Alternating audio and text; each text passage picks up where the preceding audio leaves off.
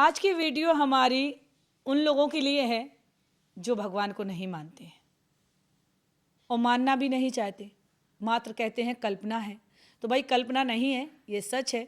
भगवान कृष्ण ने भी जन्म लिया है और राम ने भी जन्म लिया है, ये सच्चाई है। जैसे कि रानी लक्ष्मीबाई ने भी जन्म लिया है।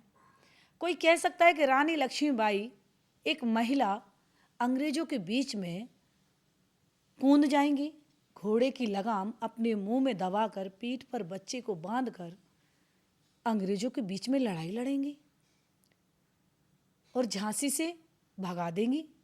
तो अगर ये बात सच है तो भगवान आए दुनिया में, ये भी बात सच है। कृष्ण आए दुनिया में, ये भी बात सही है। क्योंकि जिस युग में भगवान कृष्ण आए होंगे उस युग के लोगों ने उन्हें देखा है और उनके बारे में लिखा है। भगवान राम आए होंगे उस युग में, तो उनके युग के लोगों ने उनको देखा और उनके बारे में लिखा है।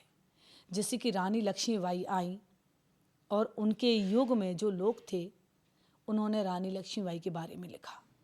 तो इस बात का प्रमाण मिलता है कि भगवान कृष्ण और राम ने भी जन्म लिया है।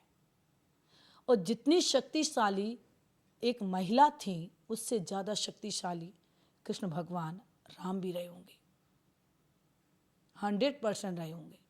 क्योंकि एक महिला के अंदर इतनी ताकत कहाँ से आई कि वो अंग्रेजों के बीच में दोनों हाथ से तलवार चलाती हुई वो मुंह में लगाम को दाब के घोड़े को दौड़ाती हुई इतने बड़े किले से अपने घोड़े को छलांग लगा देती है, जबकि इतने ऊंचे से किला से घोड़े का गिरना, टांग टूटना लाजमी था, चल भी नहीं सकता।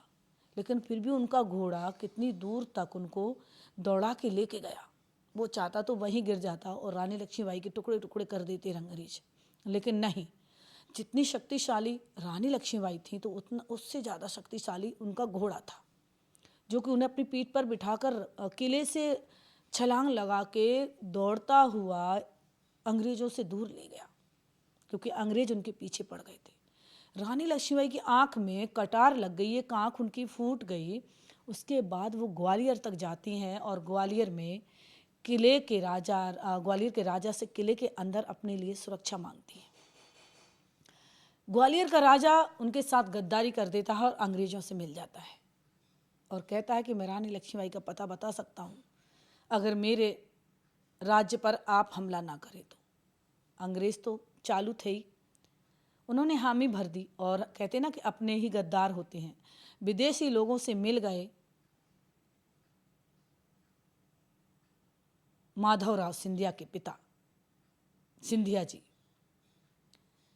और उन्होंने अंग्रेजों को पता बता दिया कि रानी लक्ष्मीबाई किले के अंदर है। तो रानी लक्ष्मीबाई तक जब ये खबर पहुंचती है तो ये शक्तिशाली महिला को देखिए कि वो अपने आत्मसम्मान को बचाने के लिए वो कहती हैं बाबा गंगाराम से कि अब मेरी कुटिया को आग ही लगा दो, मुझे इसमें जल जाने दो, क्योंकि मेरी लाश को जो तरीके से ये तिथिर विथिर करेंगे अंग्रेज, तो मैं ये नहीं चाहती कि मुझे मार कर मेरे टुकड़े टुकड़े कर कर ये कुत्तों को खिलाएं या चील कौओं को खिलाएं या सड़क पर फेंकें या बुरी तरीके से मेरा अंतिम संस्कार करें। ये तो मेरी चिता को जला दीजिए, जिंदा ही मुझे जला दीजिए। तो एक शक्तिशाली महिला अगर इस तरीके की हो सकती तो भगवान कृष्ण और राम नहीं होंगे? बिल्कुल होंगे। इस बात को हमें मानना पड़ेगा। आज की वीडियो भी हमारी इसीलिए बना रही हूँ मैं कि उन लोगों के लिए कि उन्हें इस प्रमाण के सहित मैं बोल रही हूँ कि क्या रानी लक्ष्मीबाई नहीं थी। इस बात को हम तो क्या सारी दुनिया मानती है और मानना पड़ेगा।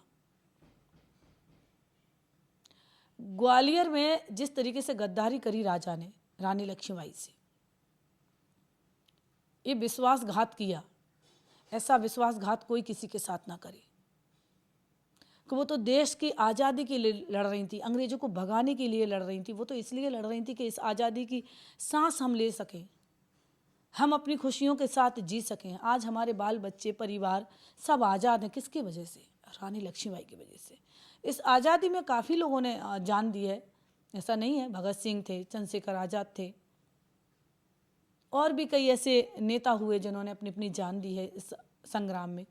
इस स्वतंत्रता संग्राम में पहली महिला थी जिन्होंने इस भुगल को बजाया और उन्होंने कहा कि मैं अपनी झांसी नहीं दूंगी।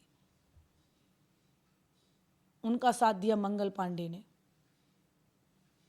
तो इस तरीके से इस वीरांगना ने जब अपनी जान दी है हम सबके लिए, कौन थे हम लोग, क्या थे, वो चाहती तो वो लड़ाई नहीं लड़ती। वो कहती तो मैं तो अपनी ज़िंदगी जी के जा रही हूँ, मुझे क्या लेना है इन लोगों से। पर हमारे लिए, हम सबके लिए, हमारे देश के लिए इस वीरांगना ने अपनी जान दी। तो क्यों नहीं कृष्ण भगवान और राम ने ऐसा किया होगा? क्यों नहीं इस धरती का पालन पोषण किया होगा? क्यों नहीं इस धरती पर कुछ चमत्कार किए होंगे? जैसे कि महाभारत एक कल्पना नहीं है, सच में ये महाभारत हुई होगी। इसे कहने की बात नहीं है, काफ़ी लोग मानते ही नहीं है। ऐसा इतिहास हमारे देश का है, हमारी वीरों से भरी हुई धरती है। लोग कहते हैं कि विदेश में क्यों नहीं है भगवान, तो विदेशी भी तो भगवान को मानते हैं। आप चले जाइए मथुरा में, कितने विदेशी और कितनी विदेशी महिलाएं मिलेंगी जो भगवान कृष्ण को मान रही हैं। कई इस्कॉन मंदिर भी मिलेंगे। इस्कॉन मंदिर में जाके देखिए आप, इस्कॉन मंदिर में सारे विदेशी लोग ही होंगे। आप अमेरिका में जाइए, सभी विदेशी हैं जो भगवान कृष्ण को मानते हैं। तो ऐसा भ्रम मत पालिए कि भगवान कृष्ण या भगवान राम ने जन्म नहीं लिया है इस धरती पर।